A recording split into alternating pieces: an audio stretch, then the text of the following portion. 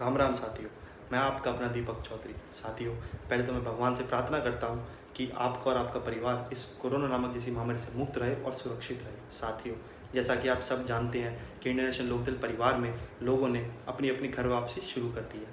साथियों, आज इस बात की शुरुआत मैं उस इंसान से करना चाहूँगा जो मेरे लिए भगवान समान है। साथियों, आज इस बात की शुरुआत मैं अपने पिताजी से करना चाहूँगा। साथियों, मेरे फादर साहब 1989 में दिल्ली के अरविंदो कॉलेज के प्रेसिडेंट चुने गए। एक छात्र नेता होने के तौर पर उन्होंने दिल्ली की राजनीति को बड़े ही करीब से देखने का काम किया है। एक छात्र नेता होने के साथ साथ वो एक किसान के बेटे भी थे।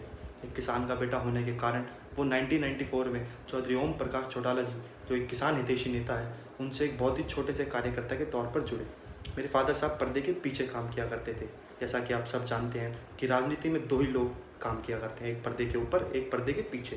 मेरे फादर साहब पर्दे के पीछे काम किया करते थे, उनको खाली चौधरी साहब ही जानते थे। तो साथियों, यूँ ही सिलसिला चलता रहा। मेरे फादर साहब ने पार्टी की सेवा करी और सन 2000 में इंडियन नेशनल लोकदल की सरकार बनी। चौधरी ओम प्रकाश चौटाला जी मुख्यमंत्री बने। तो एक दिन मेरे फादर साहब दिल्ली लोधी रोड 100 नंबर कोठी पे ओम प्रकाश चौटाला जी से मिलने गए। तो बाहर सभी मंत्री, नेता, उद्योगपति, व्यापारी सब बैठे हुए थे। सुबह का टाइम था, पर्चियों पे अपना अपना नाम लिख के दे रहे थे। तो मेरे फादर साहब ने भी एक चिट पे अपना नाम लिखा और पी को दे दिया और जाके कोने में बैठ गए। फिर थोड़ी देर बाद पी आया, उसने आते ही नाम लिया विनोद। मेरे फादर साहब को यकीन नहीं हुआ। मेरे फादर साहब खड़े हुए नहीं, उसने फिर से कहा विनोद कौन है। फिर मेरे फादर साहब खड़े हुए, उन्होंने कहा कि साहब ने आपको अंदर बुलाया है।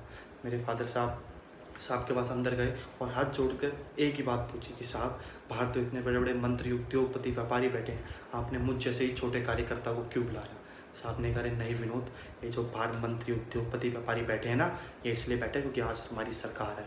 और ये तुम्हारी सरकार क्यों है? ये तुम्हारी सरकार तुम्हारी वजह से है, तुम जैसे छोटे कार्यकर्ताओं की वजह से तुम्हारी सरकार है, इनकी वजह से थोड़ी ना है। ये तो कल सरकार चलेगी तो सब चले जाएंगे। ये तो पत्थर है मेरे लिए मेरा हीरा, मेरी पार्टी का सबसे छोटा कार्यकर्ता है। जो जितना छोटा कार्यकर्ता होगा वो मेरे लिए उतना हीरा होगा। साथियों, ये बात सुनते ही मेरे फादर साहब की आंख में आंसू आ गए। वो दिन और आज का दिन है। मेरे फादर साहब हम दोनों भाइयों को एक ही बात बताते हैं, कहते हैं कि बेटा, इस घर को देख लो, इस परिवार को देख लो, इस चौखट को देख लो। ये वो खानदानी परिवार है जिसकी चौखट पे भी तुम खड़े रहोगे तब भी तुम इज्जत, मान सम्मान मिलता रहेगा। साथियों, वरना कौन पूछता है आज के टाइम पे। आप तो सब जानते हो, जो लोग सरकार आने से पहले कहते थे हम आपके, आज सरकार आने के बाद बड़े बड़े उद्योगपति, व्यापारी तो उनके मित्र बन गए, उनके साथ उनका केक काट रहे हैं। लेकिन उस सरकार को लाने में जिसका असली योगदान है वो छोटे कार्यकर्ता, वो आज उनके दुश्मन बन गए हैं। उनसे मिलना तो बहुत दूर की बात, उनसे बात तक नहीं करते। साथियों, क्यों? क्योंकि साथियों, ये खूबी हर किसी के अंदर नहीं हुआ करती, ये दम, ये गट्स हर किसी के अंदर नहीं हुआ करते। साथियों, ये दम चौधरी ओम प्रकाश चौटाला जी के अंदर थे और यही दम यूँ की यूँ, same to same Chaudhary Abhay Singh Chautala जी के अंदर है। साथियों, हम सब अपने अपने घर परिवार में रहते हैं। हम सब जानते हैं, अगर एक बाप के 4 बेटे होते हैं तो उसको पता है कि मेरा कौन सा बेटा किस लायक है, वो उसको उस हिसाब से काम सौंपता है। अगर ताऊ देवी लाल ने चौधरी ओम प्रकाश चौटाला जी को अगर पार्टी सौंपी तो कुछ सोच समझ कर सौंपी। उनको पता था कि अगर किसान की कोई आवाज़ उठाने वाला है तो वो ओम प्रकाश है, अगर पार्टी के कार्यकर्ता कोई चाहने वाला है तो वो ओम प्रकाश है। साथियों, उसी तरह अगर चौधरी ओम प्रकाश चौटाला जी ने अभय सिंह चौटाला जी को पार्टी सौंपी तो कुछ सोच समझ कर सौंपी है। साथियों, उनको पता है कि अगर पार्टियों को उठाने वाला है तो वो चौधरी अभय सिंह चौटाला जी है। अगर कोई वर्कर होगा, अगर कोई चाहने वाला है तो वो अभय सिंह है। अगर कार्यकर्ता को कोई प्यार करने वाला है तो वो अभय सिंह चौटाला जी है। साथियों, और साथियों, चौधरी ओम प्रकाश चौटाला जी का रूप अगर आज के टाइम कोई है तो वो अभय सिंह चौटाला जी है, यूँ की यूँ।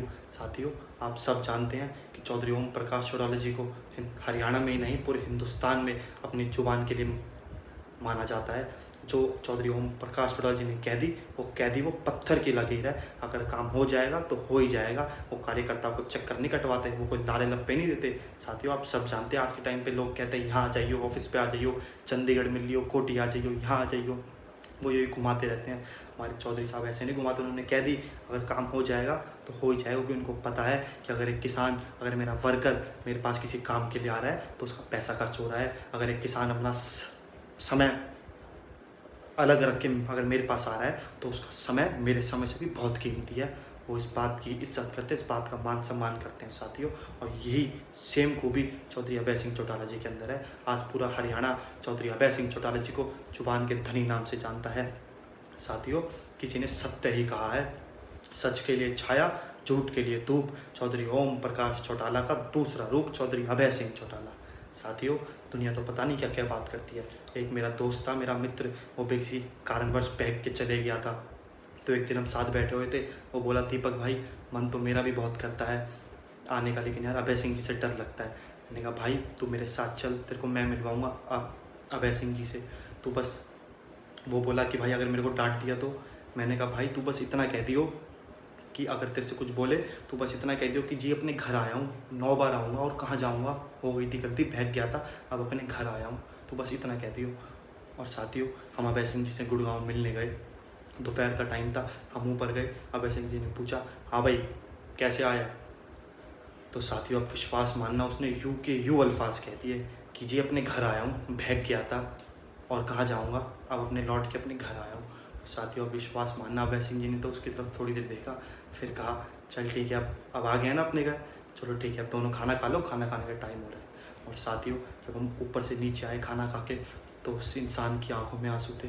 उसने कहा कि यार दुनिया तो क्या क्या बातें करती है हमारे साहब के बारे में, तो सच्ची में देवता आदमी है। तो साथियों, वो हीरा है चौधरी अभय सिंह चौटाला, वो देवता है चौधरी अभय सिंह चौटाला। और साथियों, ये बात करीब आकर ही पता चलती है, दूर से तो पता नहीं दुनिया क्या क्या बोलती है। मैं तो साथियों आपसे विश्वास करता हूँ, आओ साथियों अपने घर पर आओ।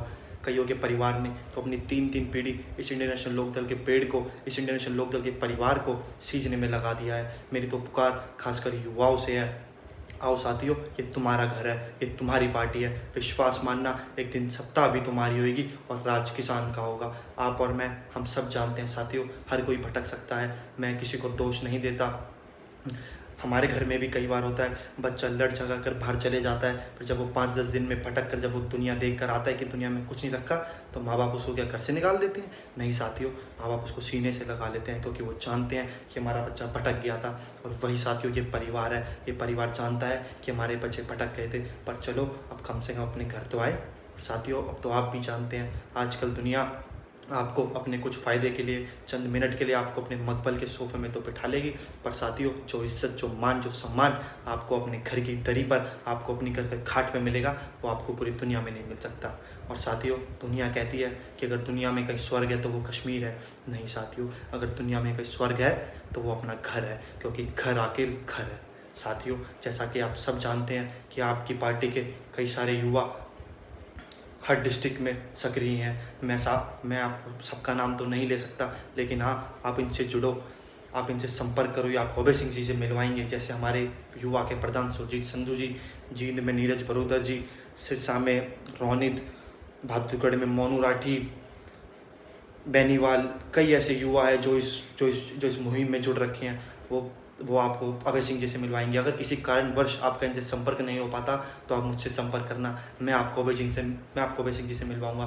पर साथियों, विश्वास मानना, अभय सिंह किसी वो शख्सियत, अगर एक बार जो उनसे मिल गया ना, वो दिल से उनका ही हो गया साथियों, क्योंकि अभय सत्य है। साथियों, मैं तो आपसे बस इतनी सी बात करने आया था।